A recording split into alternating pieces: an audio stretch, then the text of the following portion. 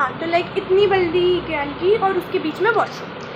तो हम लोग मतलब वो बहुत भूल गया था, तो जो अंदर वाला रूम था उससे हम लोग रास्ता था किचन में जाने का, और जो थर्ड रूम था पूजा वाला रूम उसमें जाने का।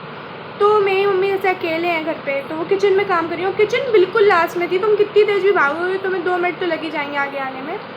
तो मम्मी मेरी किचन में काम कर रही हैं, तो उनको ऐसे फ़ील होता था कि मतलब उनके पीछे से ऐसे कोई गया, पर अब ऐसे तो किसी से भी बोलेंगी कि मुझे ऐसा फ़ील हो रहा है तो सब यही कहेंगे कि अंधविश्वास है, फालतू बातें हैं, तो इन सबको भूल जाओ।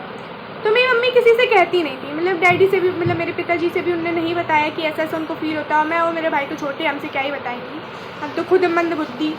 तो तो ऐसा उनको ऐसा फ़ील होता था। और जो बाहर वाला रूम बताया था जिससे 2 कमरे जाते हैं, मैंने आपको बताया, उस रूम में अकेले एक दीवान पड़ा था, तो उसमें मेरे पिताजी अकेले सोते थे, और जो अंदर वाला रूम है उसमें मैं, मेरी भाई और मेरी मम्मी सोती थी ऊपर। तो मेरे पापा अकेले सोते थे, तो जैसे वो चद्दर ओढ़े हैं, जैसे वो सो रहे हैं और वो चद्दर ओढ़े हैं, तो उनको ऐसा फ़ील होता था। वही ऐसी बात है बिल्कुल जो फ़ील हुई है हमें, वो हम हॉन्टेड हाउस में, लिटरली हॉन्टेड हाउस में रहते थे।